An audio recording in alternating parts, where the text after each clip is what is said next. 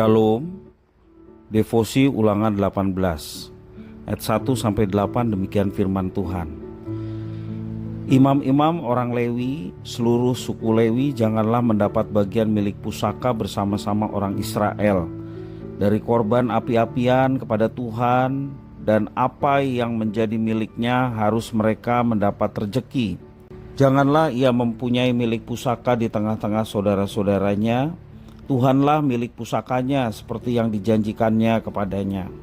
Inilah hak imam terhadap kaum awam, terhadap mereka yang mempersembahkan korban sembelihan, baik lembu maupun domba. Kepada imam haruslah diberikan paha depan, kedua rahang, dan perut besar. Hasil pertama dari gandumu, dari anggurmu, dan minyakmu, dan bulu guntingan pertama dari dombamu haruslah kau berikan kepadanya. Sebab dialah yang dipilih oleh Tuhan Allahmu dari segala sukumu, supaya ia senantiasa melayani Tuhan dan menyelenggarakan kebaktian demi namanya, ia dan anak-anaknya. Apabila seorang Lewi datang dari tempat manapun di Israel, di mana ia tinggal sebagai pendatang, dan dengan sepenuh hati masuk ke tempat yang akan dipilih Tuhan dan menyelenggarakan kebaktian demi nama Tuhan Allahnya, sama seperti semua saudaranya, orang-orang Lewi yang melayani Tuhan di sana, maka haruslah mereka mendapat rejeki yang sama dengan tidak terhitung apa yang ia peroleh dengan menjual harta nenek moyangnya. Demikian firman Tuhan.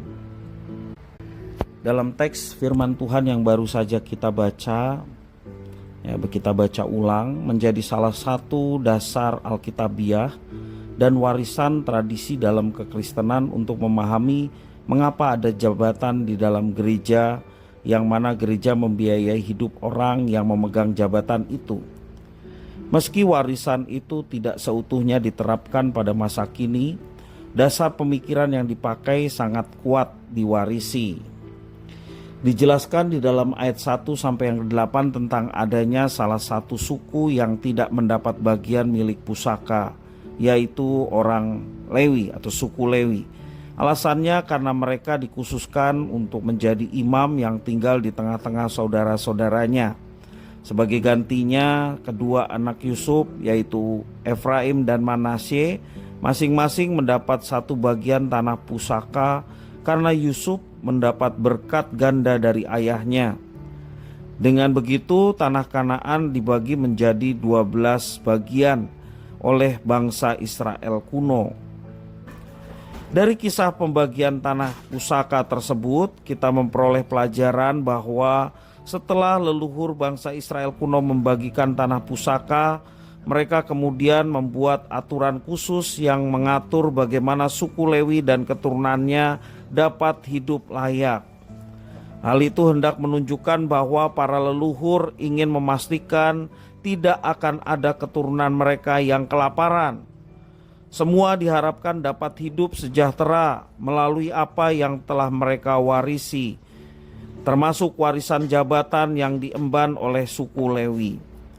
Hal itu adalah hikmat dari Tuhan Allah bagi para leluhur Israel kuno yang bisa kita jadikan teladan dalam kehidupan kita sekarang ini, yaitu hikmat untuk memberikan warisan yang tidak hanya punya nilai material tetapi juga nilai-nilai spiritual, serta hikmat untuk menerima warisan. Setiap kita memperoleh warisan, seberapapun banyaknya atau apapun bentuknya, kita dipanggil untuk merawat warisan itu demi kesejahteraan bersama, tanpa ada yang kehilangan hak untuk hidup sejahtera. Warisan yang telah diberikan Tuhan melalui bangsa Israel, ada prinsip-prinsip yang kita dapatkan, yakni untuk saling menjaga, saling memperhatikan satu dengan lainnya, karena masing-masing ada bagiannya. Ketika kita memberikan baik persembahan maupun persepuluhan kita kepada Tuhan, tentunya untuk bisa melangsungkan pelayanan yang dipercayakan Tuhan bagi gerejanya saat ini.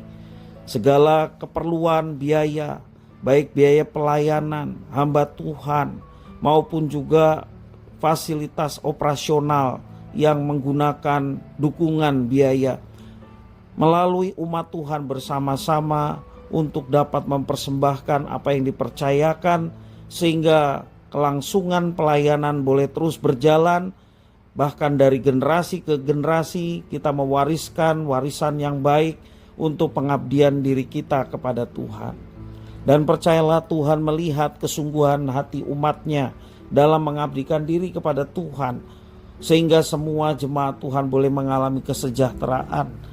Satu dengan lainnya boleh saling memperhatikan, saling menolong, sehingga semua tidak ada yang berkekurangan, tetapi memperhatikan satu dengan yang lainnya, tercukupi segala keperluan dan kebutuhan. Kiranya berkat firman Tuhan yang boleh kita dapatkan pada hari ini boleh kita terapkan dalam kehidupan kita berjemaat. Nama Tuhan dipermuliakan dan umat Tuhan, jemaat Tuhan sekalian diberkati. Tuhan Yesus memberkati.